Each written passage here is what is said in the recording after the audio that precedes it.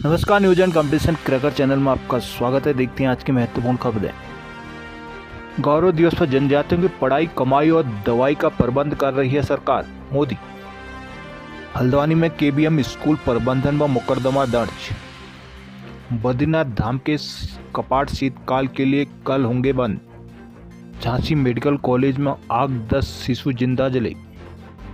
मोहन भागवत आज पिथौरागढ़ आएंगे।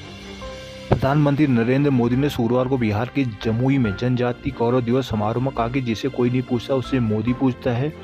आज़ादी के बाद दशकों तक अपेक्षित आदिवासियों के उत्थान के लिए सरकार प्रतिबद्ध है। उन्होंने कहा कि जनजातियों की पढ़ाई, कमाई और दवाई का प्रबंध किया जा रहा है। इस 10 वर्षों में जनजाति कल्याण बजट 5 गुना बढ़ा दिया गया है। भगवान बिरसा मुंडा के 150वीं जयंती में जमुई के बल्लूरपुर में आयोजित राष्ट्रीय समारोह में 25 राज्यों के 100 जिलों से करीब 1 करोड़ लोग वर्चुअली जुड़े। प्रधानमंत्री मोदी ने 6,600 करोड़ रुपए की योजनाओं का लोकार्पण और शिलान्यास भी किया। पीएम मोदी ने आदिवासी समाज ने राजकुमार राम को भगवान राम बनाया। इस योगदान को मिटाने के लिए स्वार्थ भरी राजनीति हुई है। पूर्व प्रधानमंत्री अटल बिहारी वाजपेयी ने सबसे पहले जनजाति मामलों का अलग मंत्रालय बनाया था। कार्यक्रम में पीएम ने भगवान बिरसा मुंडा की याद में चांदी से बना 150 रुपये का सिक्का और डाक टिकट भी जारी किया। हल्द्वानी। बरेली स्थित फन सिटी में हुई हल्द्वानी निवासी 12वीं कक्षा की छात्रा अंजलि रावत की मौत के मामले में पिता की शुक्रवार को तहरीर दी। मुखानी पुलिस ने हीरानगर स्थित केबीएम स्कूल प्रबंधन के खिलाफ गैर इरादा हत्या का मुकदमा दर्ज कर जांच शुरू कर दी है। पिता ने स्कूल प्रबंधन के लापरवाही के कारण बेटी की जान जाने का आरोप लगाया। शुक्रवार को छात्र के शव का पोस्टमार्टम हुआ, जिसके बाद परिजनों ने अंतिम संस्कार किया। हल्द्वानी के नैनी व्यू कॉलोनी जय सिंह भगवानपुर मुखानी निवासी राजेंद्र सिंह रावत सेना में नायब सुबेदार के पद पर तैनात है। उनकी बेटी 17 वर्षीय अंजलि रावत हीरानगर स्थित केबीएम स्कूल में 12वीं की छात्र थी। शुक्रवार को स्कूल प्रबंधन 170 बच्चों को फन सिटी टूर पर ले गया था, जिसमें अंजलि भी शामिल थी। फन सिटी में अंजलि की संदिग्ध परिस्थिति में मौत हो गई। गोपीचौर। शीतकाल के लिए श्री बद्रीनाथ धाम के कवाट बंद होने की प्रक्रिया शुरू हो गई है। रविवार को मंदिर के कवाट 6 माह के लिए बंद किए जाएंगे। इससे पहले शुक्रवार को पंच पूजा के तीसरे दिन खड़क पूजा अनुष्ठान संपन्न हुआ। परंपरा अनुसार शाम को वेद ऋचाओं के वाचन को शीतकाल के लिए विश्राम दिया गया। अब अगले वर्ष बद्रीनाथ मंदिर के कवाट खोलने तक बद्रीनाथ हिमाचल क्षेत्र में वेद ध्वनि पर विराम रहेंगे। उत्तराखंड में 24 घंटे के भीतर हुई अलग अलग सड़क दुर्घटनाओं में पिता पुत्री समेत 6 लोगों की मौत हो गई, जिनमें 2 हादसे नैनीताल, 2 उधमसिंह नगर और 1 चमोली जिले के गोपीश्वर में। जानकारी के अनुसार चमोली जिले के नंदानगर ब्लॉक के सुतोल नंदानगर मार्ग पर शुक्रवार को एक वाहन दुर्घटनाग्रस्त होगी। इस हादसे में सुतोल निवासी 45 वर्षीय भगत सिंह, उनकी बेटी 17 वर्षीय पुत्री सपना की मृत्यु होगी। वहीं गुरुवार रात हल्द्वानी में चिकन की दुकान चलाने वाले चोरगलिया रोड निवासी 20 वर्षीय साहिल पुत्र मोहम्मद नासिर को गुरुवार शाम के समय गोलापार में स्टेडियम के पास बेकाबू पिकअप ने टक्कर मारने से मौत होगी। जबकि नैनीताल जिले के ओखलकांडा खनेचक्यू निवासी बाइक सवार 19 वर्षीय सूरज कुमार पुत्र हरिश्चंद्र की जान डोलमार के पास बेकाबू डंपर की टक्कर लगने से चली गई। जबकि शुक्रवार को यूएस नगर में हुए 2 हादसों में पंथनगर थाना क्षेत्र के नगला बाईपास निवासी महिला 62 वर्षीय देवकी देवी पत्नी लाल सिंह कार्के और रुद्रपुर में नगर निगम के संविदा कर्मी महिपाल के बेकाबू वाहन की टक्कर से मौत हो गई। झांसी के महारानी लक्ष्मीबाई मेडिकल कॉलेज में बाल रोग विभाग के एनएससीयू वार्ड में शुक्रवार शाम भीषण आग लग गई। दुर्घटना में 10 नवजात शिशुओं की जिंदा जलकर मौत होगी। वार्ड के दरवाजे खिड़की तोड़कर 37 शिशुओं को बाहर निकाला गया। सीएम योगी आदित्यनाथ ने 12 घंटे के भीतर हादसे की रिपोर्ट मांगी है। घटना की जांच के लिए कमेटी गठित कर दी गई है। प्रत्यक्षदर्शियों के मुताबिक मेडिकल कॉलेज में आग लगना लगभग 10:30 पर लगी।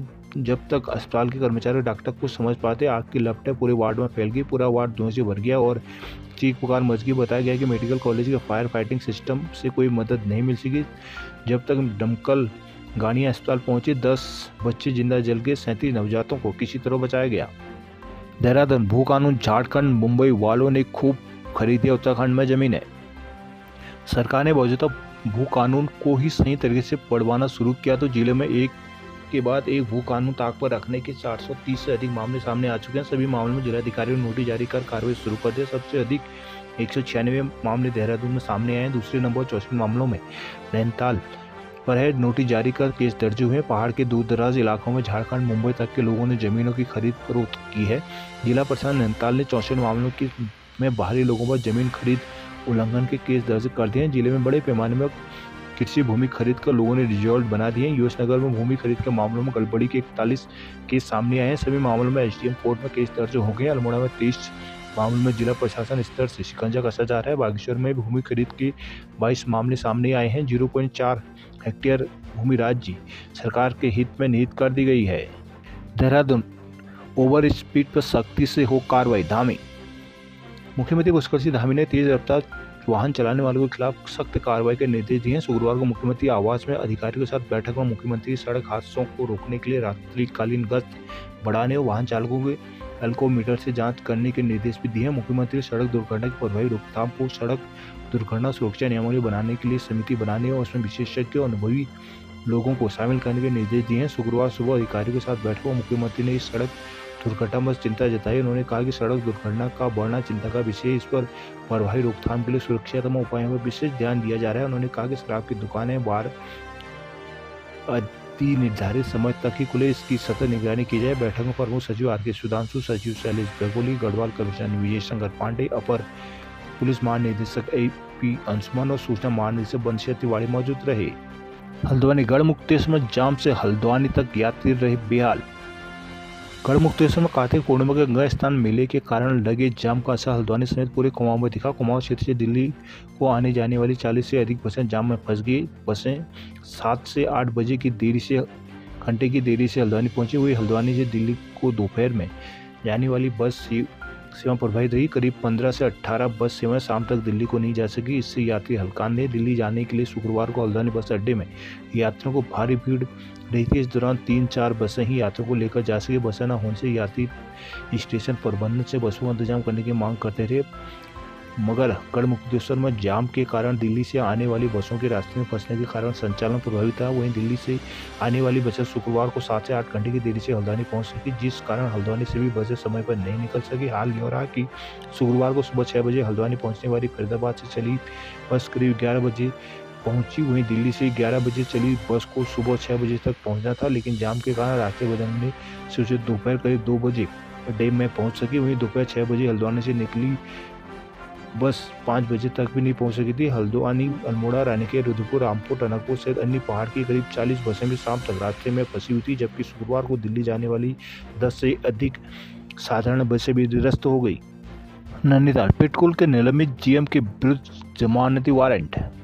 हाईकोर्ट ने आदेश की अवमानना करने पर पेट्रोल निलंबित महाप्रबंधक विधि के विरुद्ध 20,000 रुपये का जमानती वारंट जारी किया। कोर्ट ने पेट्रोल को चाबियां नहीं देने के मामले को गंभीरता से लिया। न्यायाधीश न्यायमूर्ति आलोक वर्मा के एकल पीठ ने मामले में बीते 6 नवंबर को सुनवाई की थी। मामले के अनुसार प्रवीण टंडन को महाप्रबंधक विधि के पद पर रहते हुए वैधानिक कार्य दायित्वों के निर्वहन में बरती गई लापरवाही, कार्यों के प्रति उदासीनता, गंभीर दुराचार, कारपोरेशन को आर्थिक क्षति की संभावना आदि के मद्देनजर 7 जून 2023 को निलंबित किया गया था। उनके कार्यभार महाप्रबंधक मानव संसाधन अशोक कुमार गुजराल को दिया गया था। पिटकुल ने विभिन्न पत्रों, कई व्हाट्सएप संदेशों के माध्यम से प्रवीण टंडन से प्रबंधक के कार्यालय कक्ष में स्थापित अलमारियों, दराजों, कैबिनेट आदि की चाबियां उपलब्ध करने का अनुरोध किया था, लेकिन उन्होंने चाबियां उपलब्ध नहीं कराई। इस संबंध में पिटकुल के निर्देशक मंडल के निर्देशों के क्रम में टंडन से चाबियां प्राप्त करने के लिए समिति का गठन किया गया था, लेकिन टंडन ने समिति को चाबियां नहीं दी। उधर 13 जून 2024 को हाईकोर्ट ने इस संबंध में दायर याचिका पर सुनवाई करते हुए टंडन को 10 दिन के अंदर चाबियां हैंडओवर करने का आदेश दिया, लेकिन उन्होंने आदेश का पालन नहीं किया। ऐसे में पिटकुल ने टंडन के विरुद्ध हाईकोर्ट में अवमानना याचिका दायर की थी। अल्मोड़ा में कई होटल और होम स्टे संचालकों ने निर्माण में तय शर्तों का नहीं किया है पालन। जिले में बाहरी व्यक्तियों की ओर से खरीदी की जमीन और तय शर्तों का पालन न करने की जांच की आंच होटल, रिजॉर्ट और होम स्टे तक भी आ सकती है। बताया जा रहा है कि कई होटल और होम स्टे संचालकों ने निर्माण में तय शर्तों का पालन नहीं किया। हालांकि पर्यटन विभाग का कहना है कि भूमि संबंधी मामलों में तहसील प्रशासन की रिपोर्ट के बाद ही उनकी ओर से होटल, रिजॉर्ट और होम स्टे के संचालन की अनुमति दी जाती है। जिले में औद्योगिक निर्माण से स्थानीय लोगों के लाभ मिल सके, इसी उद्देश्य से सरकार की ओर से बाहरी व्यक्तियों को यहाँ भूमि खरीद की अनुमति नहीं दी जाती, लेकिन प्रशासनिक आंकड़े कुछ और ही कहानी बता रहे हैं। जिले में बीते कुछ सालों में 44 सूक्ष्म उद्योग ही लग पाए हैं, जबकि 7 से अधिक होटल, रिजॉर्ट और होम स्टे खड़े हो गए हैं, जिसमें 247 होटल और रिजॉर्ट बन चुके हैं, जबकि 47 निर्माणाधीन है। स्थानीय लोगों के मुताबिक होटल स्वामी ने न तो तय शर्तों का पालन किया, न ही इस क्षेत्र के लोगों को इसका कोई लाभ मिला। बाकायदा होटल संचालकों तय भूमि से अधिक पर कब्जा कर आलीशान रिजॉर्ट खड़े कर दिए। अगर इनकी गंभीरता से जांच की जाए तो कई लोग भू कानून के उल्लंघन के दायरे में आ सकते हैं। अल्मोड़ा हल्द्वानी हाईवे जल्द नहीं सुधरा तो करेंगे बाजार बंद। अल्मोड़ा, गुरु नानक के बताए मार्ग पर चलने का लिया गया संकल्प। धन्या कायाकल्प में CHC धौलादेवी राज्य में प्रथम। सियालदह में कार्तिक पूर्णिमा मेले में हुआ रंगारंग कार्यक्रम। अल्मोड़ा में तदर्थ शिक्षकों के लिए विनियमितीकरण की मांग हुई मुखर। अशासकीय माध्यमिक शिक्षा संघ की शुक्रवार को प्रांतीय बैठक हुई। बैठक में शिक्षकों की विभिन्न समस्याओं पर चर्चा की गई। शिक्षकों ने तदर्थ शिक्षकों के विनियमितीकरण तय वेतनमान स्वीकृत करने की मांग को शुक्रवार को अल्मोड़ा इंटर कॉलेज में हुई अशासकीय माध्यमिक शिक्षा संघ की प्रांतीय बैठक में प्रदेश और मंडल के पदाधिकारियों के साथ साथ विभिन्न स्कूलों की शिक्षक शिक्षिकाएं भी पहुंची। जिला कार्यकारिणी ने प्रदेश और मंडल के पदाधिकारियों को स्वागत किया और मौके पर शिक्षकों की ओर से विभिन्न समस्याओं को प्रांतीय कार्यकारिणी के सम्मुख रखा गया। कहा कि राज्य में कार्यरत 226 तदर्थ शिक्षकों को अब तक नियमितीकरण नहीं हो सका है। तदर्थ विनियमित शिक्षकों को 10 वर्ष की संतोषजनक सेवा पर चयन वेतनमान की अवधि पूरी होने के बाद भी चयन वेतनमान स्वीकृत नहीं किए गए। अशासकीय स्कूलों में शासकीय स्कूलों के शिक्षक कर्मचारियों और छात्रों के समान लाभ नहीं दिए जाते। पिथौरागढ़ से धारचूला के लिए शुरू हुई नियमित बस सेवा। पिथौरागढ़ आने वाले तीसरे सरसंघ संचालक होंगे भागवत। बेरीनाग में रंगारंग कार्यक्रमों के साथ बौराणी मेला हुआ शुरू। अस्कोट के मल्लिकार्जुन महोत्सव में हिल यात्रा का शानदार मंचन। नई टिहरी हाइड्रो इंजीनियरिंग कॉलेज में रही रंगारंग कार्यक्रमों की धूम। नैनीताल आउटसोर्स भर्ती पर हाईकोर्ट ने सरकार से मांगा जवाब।